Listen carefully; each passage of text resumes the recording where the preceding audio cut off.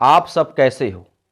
देखिए, आज हम तुमको भौतिक विज्ञान ये कक्षा 12 जो भौतिक विज्ञान कक्षा 12 के हमने जैसा कि तुमसे बोला था, हमने तुमसे एक वादा किया था कि हम भौतिक विज्ञान का जो पूरा कोर्स है, ठीक है, उसको पूरा कराने की हमने जिम्मेदारी ली है। हम तुम्हारा जो भौतिक विज्ञान का जो कक्षा 12 का जो पूरा कोर्स है, हम तुमको पूरा यानी कराएंगे। ये हमारा तुमसे वादा रहा। तो देखिएगा, मैंने इसके पहले बहुत से वीडियो बना रखे हैं और जो हमारा चैप्टर नंबर जो 1 है, जो वैद्युत आवेश तथा वैद्युत क्षेत्र से संबंधित जो है, तो आज उसका जो अगले वाला भाग है उसको लेकर के चल रहे हैं हम।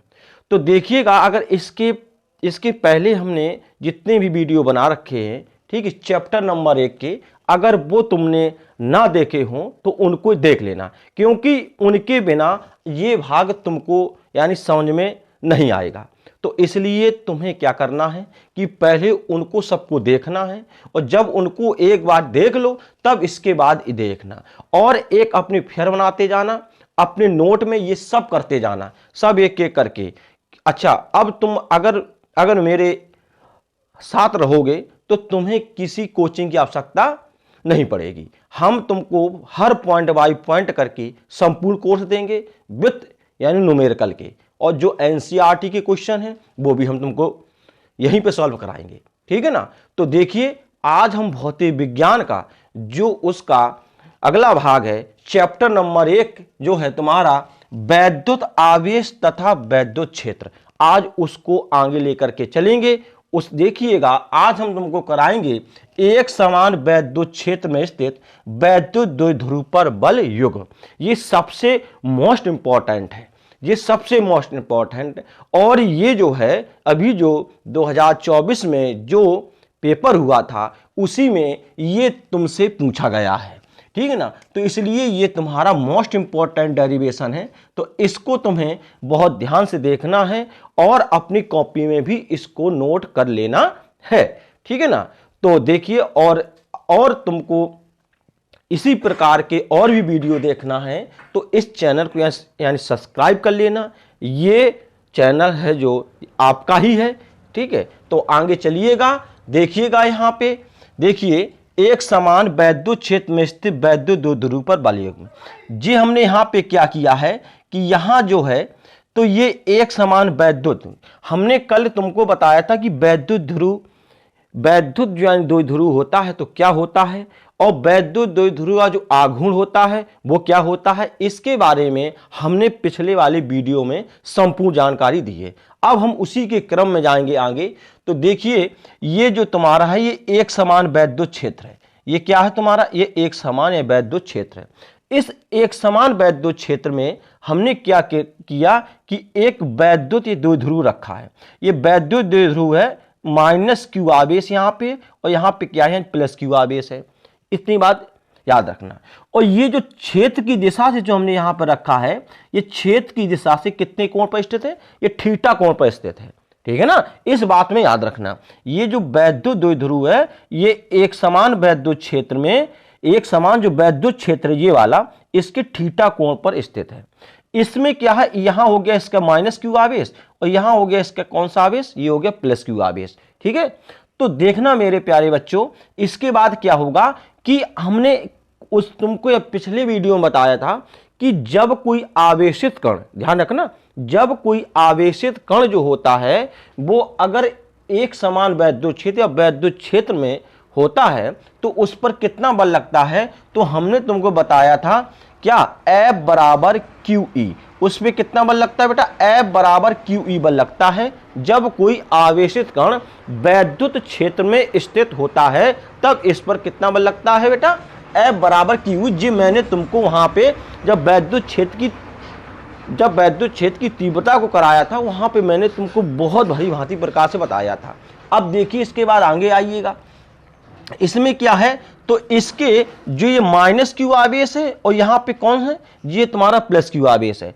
यहां जब देखिएगा तो इस पे जो बल लगा क्यू ई बल लगेगा, यहां भी लगेगा और यहां भी लगेगा, ठीक है। ये दोनों जो आवेश हैं, ये दोनों आवेश कैसे हैं, ये दोनों आवेश बराबर हैं, ठीक है, और बराबर के साथ साथ में समांतर भी है और प्लस कैसे हैं, यानी विपरीत भी है, ठीक है ना। ये दोनों आवेश हैं, यहां पे दोनों पे जो भी बल लग रहा है ये एक बल युग्म का निर्माण करते हैं, ठीक है। क्या करते हैं, बल युग्म का यानी निर्माण करते हैं। अब यहीं से एक क्वेश्चन पूछा जा सकता है, ये जो बल युग्म का निर्माण करते हैं, तो ये जो बल युग्म बन के तैयार हुआ, इस बल युग्म को हम क्या कहेंगे, तो इसे कहते हैं प्रत्यानयन बल। इसे क्या कहते हैं, प्रत्यानयन बल, ठीक है। तो ये जो बल होता है ये इस द्विध्रुव को यानी घुमाकर, मतलब क्या करके, इस द्विध्रुव को यानी घुमा करके क्षेत्र की दिशा में लाने का प्रयत्न यानी करता है। देखिएगा हमने इसकी जो थ्योरी है वो यहां लिख दी है, देखिएगा, ठीक है ना।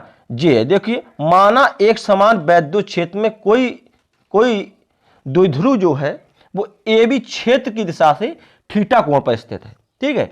इस द्विध्रुव के माइनस क्यू तथा प्लस क्यू आवेश पर क्यू ई बल यानी लगता है। देखिए यहां क्यू ई हो गया, यहां क्यू ई, ये दोनों बल कैसे हैं, बराबर, विपरीत और तथा यानी समांतर है।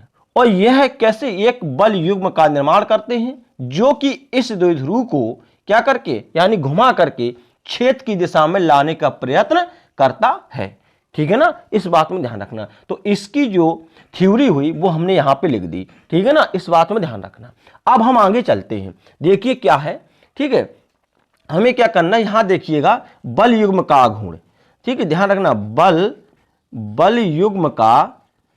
युग्म का आघूर्ण, ठीक है, ध्यान रखना बेटा, बस यहीं से देखना, बल युग्म का आघूर्ण। तो इसका जो इसे हम कहते हैं टाउ से प्रदर्शित, ठीक है बेटा, टाउ से। टाउ बराबर फॉर्मूला होता है बल गुणते लंब दूरी या विस्थापन। तो क्या हो गया, लंब दूरी, ठीक है, इस बात में ध्यान रखना, लंब दूरी हो गया ये, ठीक है बेटा। ये क्या हो गया, टाउ बराबर होता है बल गुणते लंब दूरी, राइट। अब हम यहां देखेंगे बेटा कि इसमें कि बल है तो बल कितना लगता है, तो हमने अभी बताया था यहां पे, यानी प्लस क्यू और माइनस क्यू आवेश पर कितना बल लगता है, क्यू ई बल लगता है। कितना लगता है बेटा, क्यू ई। तो यहां हम क्या कर देंगे, यहां पे हम क्यू ई, ये हो गया बल। अब हमें क्या चाहिए, लंब दूरी। हमें क्या चाहिए बेटा, यहां पे लंब दूरी, मतलब ये वाली दूरी, कौन वाली, बी और सी, हमें ये दूरी चाहिए। तो यही लंब दूरी होगी जिसका नाम हो गया बी और सी, ठीक है ना। ये बेटा क्या होगी, तो लंब दूरी होगी। अब ध्यान, अब हमें क्या करना, हमें क्यू ई तो पता है कि बल इतना लगता है, लेकिन हमें मान चाहिए किसका, बीसी का। तो ये बीसी का मान कहां से आएगा, तो देखिए हमने तुमको बताया कि थीटा के सामने की भुजा क्या होती है, लंब होती है। ये बात हमेशा याद रखना, अगर जहां कोण बना है तो उस कोण के सामने की भुजा क्या होती है, वो यानी लंब होती है। यहां क्या करेंगे, हम करेंगे यहां मानेंगे साइन थीटा बराबर, ध्यान रखना, साइन थीटा बराबर फॉर्मूला पता होना चाहिए। तो साइन थीटा बराबर होता है बेटा लंब बटा यानी कर्ण होता है। तो लंब हमारा बीसी हो गया और इसका जो कर्ण है कौन सा, यहां से यहां तक, तो इस कितना दिया बेटा, इसकी अल्प दूरी 2l दी गई। कितनी दी गई है, 2l। तो हमें क्या लिखना पड़ेगा, लंब, तो लंब कितना हो गया, बीसी हो गया, और ये हमारा क्या हो गया बेटा, यहां पे हो गया कर्ण, तो बीसी अपॉन कितना, 2l हो गया। जब इसका हम यहां से करके इसका ये गुणा कर देंगे, ठीक है, एक मान करके यहां इसका यहां, तो बीसी बराबर कितना हो जाएगा, 2l साइन थीटा। ये इतना निकल के आ गया, ठीक है ना। तो हमारी बीसी का मान निकल गया। बीसी का मान उठा के यहां रखेंगे हम, तो टाउ बराबर क्यू ई, ध्यान देना क्यू ई, और कितना हो गया, 2l साइन, ठीक है, ये हो गया QL साइन थीटा। अब क्या करना है, एक बात ध्यान रखना, हमने तुम्हें क्या करना था, हमने कल तुमको बताया था वैद्युत द्विध्रुव का आघूर्ण, जो वेरी मोस्ट इंपॉर्टेंट वहां की डेफिनेशन थी। मैंने वहां तुम्हें बताया था कि P बराबर होता 2QL। तो हमें क्या करना, पहले यहां जो दिया गया है इस 2 को ना इस Q को ना L को एक साथ ले लो। अब हमको क्या मिला, E साइन थीटा मिला, इसको यहां एक साथ ले लो। हमने ऐसा इसलिए लिया क्योंकि 2QL बराबर कितना, P है, मतलब P के बराबर होता है। तो यहां पे 2QL के स्थान पे कितना रखेंगे, P रखेंगे। तो टाउ बराबर कितना हो गया, PE साइन थीटा। यही हमारा वेरी मोस्ट इंपॉर्टेंट था, ये हमारा निगमन होके आ गया। अब देखिए जब ये इतना निकल के आ गया तो इसको अभी और आगे लेके चलेंगे, ठीक है।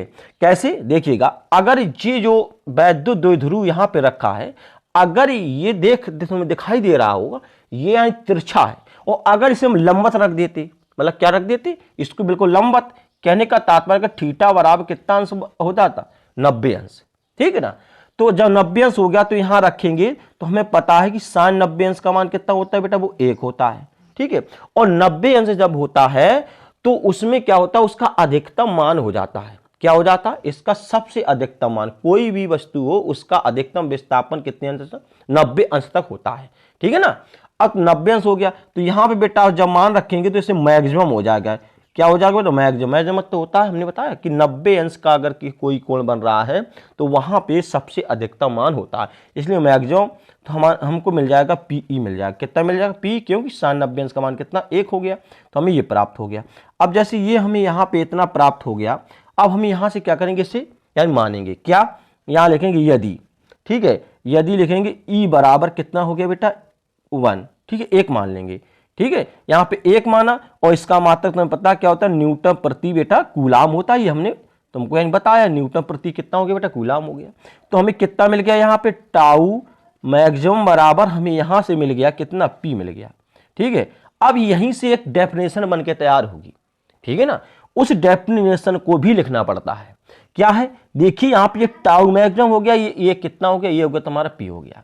तो इसमें क्या है, ये क्या हो गया, ये हो गया क्या, वैद्युत द्विध्रुव का आघूर्ण पी, ठीक है, डेफिनेशन यहीं से निकल के आएगी, देखना ध्यान से, पी क्या हो गया, वैद्युत द्विध्रुव का आघूर्ण, और टाउ मैक्सिमम क्या हो गया कि बल युग्म का आघूर्ण, किसका हो गया, तो यहीं से परिभाषा होगी कि यानी किसी वैद्युत द्विध्रुव का आघूर्ण, ठीक, ध्यान देना ये पी मान है, किसी वैद्युत द्विध्रुव का आघूर्ण उस बल युग्म के आघूर्ण के बराबर होता है, ठीक है बेटा, इसमें ध्यान रखना, इस वाले टॉपिक में कि किसी वैद्युत द्विध्रुव का आघूर्ण उस बल युग्म के आघूर्ण के बराबर होता है जो कि द्विध्रुव को, किसे, जो कि द्विध्रुव को एकांक व एक समान, हमने इसे 1 माना, इसे क्या माना था हमने 1, तो इसलिए एकांक बोलेंगे, एकांक व एक समान वैद्युत क्षेत्र के कैसा, लंबवत रखने पर, क्या रखने पर, लंबवत रखने पर द्विध्रुव पर लगता है। ये डेफिनेशन इसके नीचे चली जाएगी, ध्यान रखना। एक बार और देखिए ध्यान से, क्या बताया हमने कि किसी वैद्युत द्विध्रुव का आघूर्ण, ध्यान रखना पी से, किसी वैद्युत द्विध्रुव का आघूर्ण उस बल युग्म के आघूर्ण के बराबर होता है जो कि द्विध्रुव को, क्या करना, जो कि द्विध्रुव को एकांक व एक समान वैद्युत क्षेत्र के लंबवत रखने पर, कॉमा, द्विध्रुव पर लगता है। ये डेफिनेशन मैंने यहां पे लिखवा दी है, तो तुम यहां से आराम से नोट कर लेना, देखिएगा, किसी वैद्युत द्विध्रुव का आघूर्ण उस बल युग्म के आघूर्ण के बराबर होता है जो कि द्विध्रुव को एकांक व एक समान वैद्युत क्षेत्र के लंबवत रखने पर, कॉमा, द्विध्रुव पर लगता है। ये इसकी क्या होगी बेटा, ये इसकी डेफिनेशन होगी। ये सबसे वेरी मोस्ट इंपॉर्टेंट तुम्हारा डेरिवेशन था, ये इसी साल पूछा गया है, ये 2024 का पेपर उठा के देखना, ये इसी में आया है, तो इसको ध्यान कर लेना। पहले ये तुमको बस एकदम की क्रम बाई क्रम चल, हमने तुम्हें बताया था बिल्कुल क्रम से पढ़ाएंगे, एक एक पॉइंट लेकर चलेंगे, कोई पॉइंट होगा वो हमसे छूटने वाला नहीं है। बस इसको यानी सब्सक्राइब करना, तो तुमको ये सब बिल्कुल विधिवत आराम मिलते रहे। अब इसके बाद अगली हेडिंग जो तुम्हारी आएगी, तो वो जो अगली हेडिंग है, अब इसके बाद देखना हम अगली हेडिंग कराते हैं। अभी तक क्या था कि यहां पे जो वैद्युत द्विध्रुव है ये अपने स्थान पे थीटा कोण पर स्थित था। अब हम इससे क्या करेंगे कि इस द्विध्रुव को जब हम वैद्युत क्षेत्र में घुमाएंगे तो यानी घुमाने में कितना कार्य करना पड़ेगा, ठीक है ना, वो हमको बताना कि इसमें यानी कितना कार्य करना पड़ेगा। तो देखिए अब तुम हेडिंग आराम से इसमें चेंज करना, थोड़ा इसमें परिवर्तन होगा, उसको देखिएगा ध्यान से, ठीक है ना। देखिए इसमें अब हमको क्या करना है कि अब यहां पे देखेंगे थोड़ा, यहां पे, ठीक है, यहां पे हम थोड़ा, अब इसकी डेफिनेशन चेंज हो जाएगी। यहां पे जो डेफिनेशन आएगी कि एक समान वैद्युत क्षेत्र में स्थित वैद्युत द्विध्रुव को घुमाने में, क्या किया बेटा, घुमाने में किया गया कार्य, घुमाने में किया गया घुमाने में किया गया कार्य, ये तुम्हारी अगली हेडिंग रही, इसे ध्यान रखना, ये तुम्हारी अगली हेडिंग है बेटा, ठीक है ना। सेम चीज आएगी, थोड़ा परिवर्तन होगा। अब ये घुमाने में किया गया कार्य, अब इसको देखिए क्या करना कि यहां हम क्या करेंगे, यहां पे एक समान वैद्युत क्षेत्र बनाएंगे बेटा। ये देखिए ये हमने बनाया, यहां पे एक समान वैद्युत क्षेत्र ये तुम्हारा, इसे ध्यान रखना, ये एक समान वैद्युत क्षेत्र है ये, ठीक है ना। ये हो गया तुम्हारा एक समान वैद्युत क्षेत्र हो गया, यहाँ पे ई लिख दिया, ठीक है। इतनी बात आई समझ में। अब ये एक समान जब वैद्युत क्षेत्र हो गया, यहां पे क्या करेंगे कि यहां पे हम एक वैद्युत द्विध्रुव उठा के रख देंगे। यहां पे माना कि ये हमारा ये क्या है, ये वैद्युत द्विध्रुव है। कैसे, अभी इसमें पूरा मान रखेंगे तब। यहां क्या हो गया, यहां बेटा हो गया माइनस क्यू आवेश, और यहां हो गया बेटा क्या हो गया तुम्हारा प्लस क्यू आवेश हो गया। ये ए हो गया, ये क्या हो गया बी हो गया, ठीक है। इनकी दोनों की बीच की दूरी कितनी होगी, अल्प दूरी होगी, जिसके हम 2L के नाम से जानते हैं, ठीक है ना। अब ये अपनी एक साम स्थिति पे स्थित है, अपनी कैसी, साम मतलब होती ब्राह्मावस्था, ये अपनी ब्राह्मावस्था स्थिति में स्थित है। हम क्या करेंगे कि इस द्विध्रुव को यानी घुमाएंगे, किसमें, इस वैद्युत क्षेत्र में। कैसे, जैसे कि ये हमारा जो मार्कर है यहां पे ऐसा रखा है, और अगर हम इसे इस प्रकार से घुमा देंगे तो ऐसे ही आराम से घूम जाएगा, ठीक, घूम जाएगा। तो इसी प्रकार से हमने क्या किया कि इसको यानी घुमाया, तो घुमाने पर ये क्या हो गया जी, अपनी एक स्थिति से चेंज कर दीजिए, ये घूम के यहाँ से आ गया जी, ठीक है ना। इतनी बात को याद रखना, ये घूम के आ गया, तो इससे माइनस क्यू आवेश यहाँ हो गया, और यहाँ पे बेटा इसका कौन हो गया, ये हो गया प्लस क्यू आवेश। ये ए स्थिति बी स्थिति में था, तो अब जो घूम गया तो ए डैश हो गया, और यहाँ पे बेटा कितना हो गया, बी डैश हो गया, राइट। और इसे हमने घुमाया तो इसका कोण कितना बना दिया बेटा, थीटा कोण पे आ गया, ठीक है बेटा। इस बात में ध्यान रखना, इसका कोण क्या हो गया, थीटा कोण हो गया, ठीक, ये हो गया, ठीक है ना। अब आइए, हमने एक बात और बताई थी कि यहां पे जब वैद्युत कोई आवेश होता है, जब वैद्युत क्षेत्र में होता है तो उस पर बल लगता है, ठीक है। ये जब कोई आवेशित कण है, अगर वो वैद्युत क्षेत्र में है, अगर वो गति करता है, तो उस पर जो बल लगता है, हमने बल बताया था कितना, क्यू ई बल लगता है। तो क्यू ई बल यहाँ लगेगा बेटा, और क्यू ई बल क्या यहाँ भी लगेगा। इस बात में ध्यान रखना, हमने इसकी यानी पिछले वाली वीडियो में तुमको बताया था, ठीक है, और यहाँ भी बता रहे हैं। अब इसके बाद क्या किया कि जी जब घूम के आगे तो उन्हें विस्थापन होगा बेटा, ये स्थिति यहाँ पे आ गई, और ये स्थिति बेटा कहाँ पे आ गई, ये स्थिति यहाँ पे आ गई, राइट। मतलब ये ऐसा हो गया, ये सी स्थिति में, और ये कहाँ पे आ गया, डी स्थिति में। इन दोनों का विस्थापन बिल्कुल एक सा होगा, समान होगा। अब इसमें क्या है, अगर ये घूमा है तो इसको इस प्रकार से हम दिखा देंगे, ये यहाँ घूम गया, और ये बेटा कहाँ, ये घूम गया, ठीक है। ये तुम्हारा बन करके तैयार हो गया, राइट। अब इसके बाद देखेंगे तो ये क्या था कि यहां पे हम बोलेंगे, तो अब एक बात ध्यान रखना, यहां पे इसकी जो बीच की अल्प दूरी 2L होती है, लेकिन जब बीचम बीच ये घूम गया बीचों से, तो इसकी L यहां हो गई, और ये यहां से लेकर के L यहां होगी। अगर ये L होगी, ये भी L होगी, ये भी यहाँ का L होगी, मतलब इनकी 2L है वो अलग अलग हो जाएगी L करके, ठीक है। अब इसमें देखिए आगे तो क्या है कि हम लिखेंगे यहाँ पे कि माना एक समान, देखिए यहाँ पे इसकी जो थ्योरी है वो हमने यहाँ पे लिख दी, इसे में ध्यान रखना कि माना ए बी वैद्युत द्विध्रुव एक समान वैद्युत क्षेत्र ई में कितनी साम स्थिति में स्थित है। कौन स्थिति में, साम स्थिति में स्थित है, ठीक है ना। जब इस द्विध्रुव को थीटा कोण पर घुमाकर, कौन क्या हमने बताया नहीं, थीटा कोण पर घुमाकर ए डैश बी डैश स्थिति में लाते हैं, तब माइनस क्यू व प्लस क्यू आवेश वैद्युत बल जो क्यू ए के विपरीत दिशा में विस्थापित हो जाते हैं। जो इसमें बल लगता है तो वो उसकी विपरीत दिशा में विस्थापित हो जाते हैं, राइट। तो ये इसका हो गया चित्र, और इसकी जो तुमको थ्योरी है वो थ्योरी तुम्हारी ये है, इसे ध्यान रखना, ठीक है ना। अब हम आगे चलते हैं, अब देखना ध्यान से, ठीक है। अब इसमें देखेंगे, लिखेंगे यहां से बेटा कि प्लस क्यू आवेश, ध्यान रखना प्लस क्यू आवेश, ठीक है। यहां ध्यान देखना, एक एक बात समझ में आएगी कि लिखना प्लस क्यू आवेश के कारण, ध्यान रखना यहां प्लस क्यू आवेश, यहां देखना कि प्लस क्यू आवेश को, ठीक है, बिंदु कहां से बेटा, यह प्लस क्यू आवेश कहां से बेटा, बी से लेकर के कहां तक ले आए हम, सी तक, ध्यान रखना, क्योंकि इसका विस्थापन कहां से हुआ, बी से सी में हुआ। तो बिंदु बी से कहां तक, सी तक, बी से सी तक लाने में, सी तक लाने में बाह्यकर्ता द्वारा, किसके द्वारा बेटा, बाह्यकर्ता द्वारा किया गया कार्य, राइट, ठीक है। तो W1 बराबर कार्य, तो तुमने कार का फॉर्मूला यहीं पढ़ा होगा। तो कार का जो फॉर्मूला होता है वो होता है बल गुणित विस्थापन होता है। क्या होता है? बल गुणित यानी विस्थापन।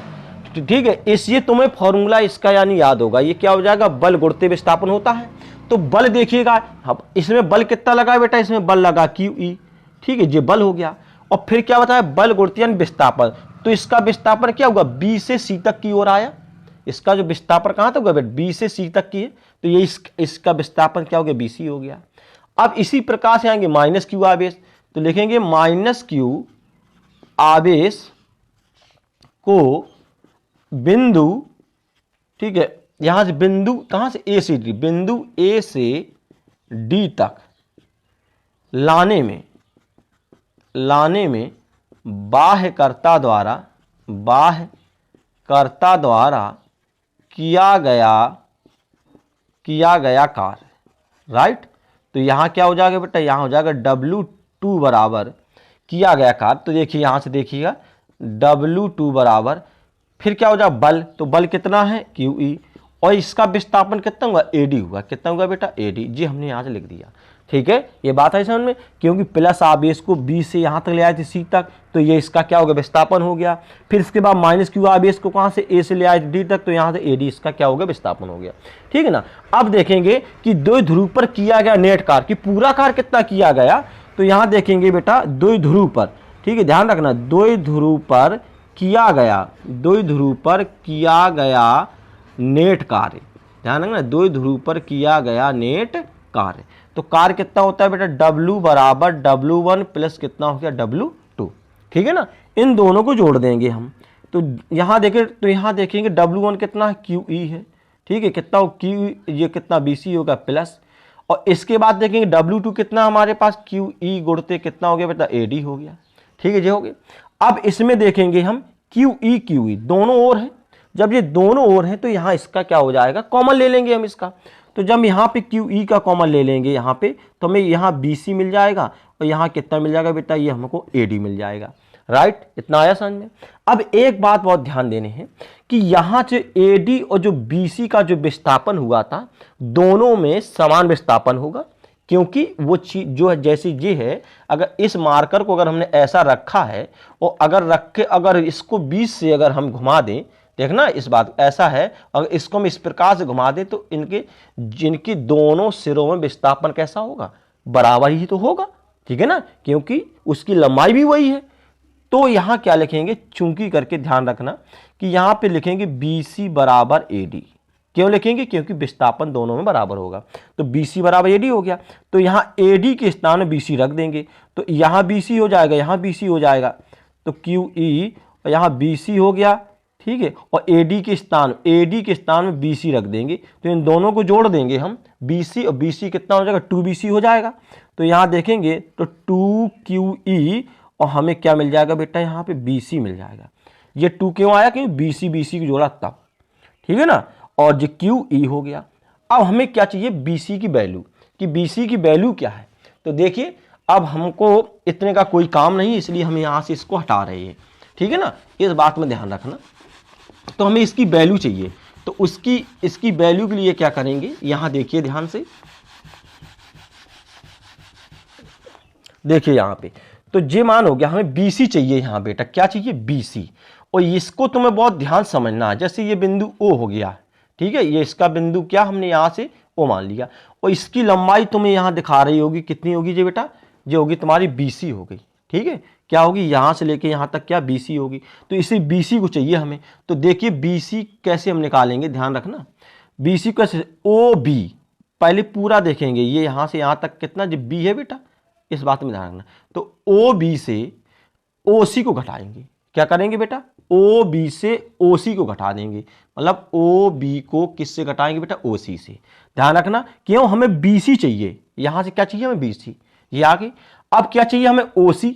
हमें OC का मान कहां से मिलेगा? ये तो चाहिए ना। तो OC का मान देखिएगा, हमें इसका मान चाहिए, ये O है, ये क्या? C, इसका मान। तो इसके लिए हम क्या करेंगे? cos थीटा का इस्तेमाल कर देंगे। तो cos थीटा बराबर फॉर्मूला हमने बताया था कि थीटा की सामने भुजा क्या होती है? लंब होती है। तो ये हमारा क्या हो गया? यहाँ पे हो गया लंब हो गया। ठीक है, हो गया लंब। तो क्या होता है इसका आधार बटे कर्ण होता है, तो आधार कितना हो गया बेटा ओसी हो गया, तो ओसी लिखेंगे। और इसका बार बेटा कर्ण क्या होता है, यहां से यहां तक की लंबाई कितनी दी गई है, एल दी गई है, ठीक है ना। तो यहां पे क्या एल रख देंगे, देखा ये इतना ये तुम्हारा कोण बन रहा था। तो अब क्या करेंगे, इसका त्रियक गुणा करेंगे तो ओसी बराबर कितना हो जाएगा, एल कॉस थीटा हो जाएगा, ठीक है ना। अब हमें ओसी का भी यहां से मान था, उसकी जो वैल्यू थी वो भी मिल गई।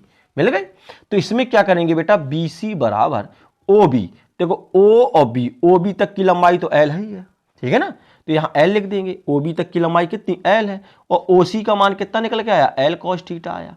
तो यहां पे अब एल का क्या ले लेंगे, कॉमन ले लेंगे, तो हमें कितना मिल जाएगा बेटा, एल कॉस थीटा मिल जाएगा। ये बीसी का मान हो गया। अब जो बीसी का मान है जो ये लिखा है, इससे हम समीकरण नंबर 1 मान लेंगे। तो सीधे लिखना समीकरण कितने से, 1 में, ठीक है, 1 में जो बीसी का मान है 1 में उठा करके रख देंगे। तो यहां लिखेंगे W बराबर 2QE, 2QE, ठीक है, जो 2QE और BC, तो BC का कितना L और 1 माइनस कितना हो गया बेटा, कॉस थीटा हो गया। अब इसके बाद आगे देखिए, इनको एक साथ लो, 2QL, 2QL और यहां E मिल गया, और यहां कितना 1 माइनस कॉस थीटा। देखो इसको मैंने पहले बता दिया था कि ये जो वैद्युत द्विध्रुव का गुण P बराबर 2QL होता है, हमें इसकी बहुत सख्त आवश्यकता पड़ेगी, इसलिए वो वेरी मोस्ट इंपॉर्टेंट है। तो इसके स्थान में हम रखेंगे यहाँ पे, तो कितना हो जाएगा बेटा, P रखेंगे तो PE बराबर 1 माइनस कितना हो जाएगा बेटा, कॉस थीटा। तो इसका जो मेन मान है वो ये निकल के बेटा यहाँ से ये यहाँ आ गया, ठीक है ना। तो इसका जो डेरिवेशन था ये हमने तुमको यहाँ से लेकर के यहाँ तक बता दिया। अगर इसकी विभिन्न स्थितियाँ भी देखें तो अब इसको देख लेना, इसको पहले इसको नोट कर लेना। अब इसको भी हम यहाँ से हटा रहे हैं। तो इसमें तुमको देखना है कि अगर इसकी स्थितियाँ देखी जाएँ, अगर जैसे थीटा बराबर, नंबर फर्स्ट देखना, अगर थीटा बराबर कितना 0 डिग्री, मतलब जे अगर वैद्युत क्षेत्र जो दिया गया इसके समांतर रखा है। 0 अंश का कोण कब बतना, जब कोई चीज क्षैतिज रखी हो या फिर समांतर हो। तो यहां इसका मान रखेंगे यहां पे, तो हमें W का मान कितना प्राप्त होगा, PE बराबर 1 माइनस कॉस 0 अंश, और कॉस 0 अंश का मान कितना होता है बेटा, 1 होता है, 1 होता है। तो 1 से 1 घटेगा तो कितना 0 हो जाएगा। तो तब उस पर किया कोई कार्य नहीं होगा। कब नहीं होगा, जब ये इसके समांतर रखा वैद्युत क्षेत्र के, तो इसके द्वारा कोई कार्य नहीं हो रहा है। अगर थीटा बराबर 90 अंश रख दिया, मतलब कहने का अगर लंबत हो गया, ये जो वैद्युत द्विध्रुव है अगर इसे हम लंबत रखा होता तो यहाँ पे कितना कार्य होता। तो देखेंगे PE और 1 माइनस कॉस 90 अंश, और कॉस 90 अंश का मान कितना होता है बेटा, 0 होता है। कॉस 90 अंश का मान कितना होता है, 0। तो यहाँ 0 हो गया, 1 बचा, तो यहाँ कितना W बराबर PE, जी हमको कार कितना मिल जाता, W बराबर PE कार हमें मिलकर के तैयार हो जाता, ठीक है ना। अगर ये 180 अंश का कोण बनाता, थीटा बराबर कितने अंश का, 180 अंश का, तो जब ये 180 अंश का बनाता तो PE और 1 माइनस कॉस 180, और कॉस 180 अंश का मान माइनस का 1 होता है बेटा, माइनस का 1 होता है। तो माइनस का 1 और यहाँ हो जाएगा प्लस, तो कितना हो जाएगा, W बराबर 2PE आ जाएगा। कितना आ जाएगा बेटा, 2PE आ जाएगा। ये इतना हो गया। ये हमने तुमको 2 डेरिवेशन कराई। अब हम तुमको कल कराएंगे वैद्युत क्षेत्र की तीव्रता से संबंधित 2 और डेरिवेशन, जो वेरी मोस्ट इंपॉर्टेंट है। एक अच्छी स्थिति होती है, एक उसकी यानी निरक्षी स्थिति होती है, वो भी एक अच्छी भाषा में बताएंगे। बस इसको यार सब्सक्राइब कर लेना, जिससे तुम्हें जितने भी हम पार्ट को, जितने भी लेसन को, चैप्टर को बताएंगे, वो तुम्हें सब डे बाय डे मिलते हुए आराम से चले जाएंगे, ठीक है। तो धन्यवाद।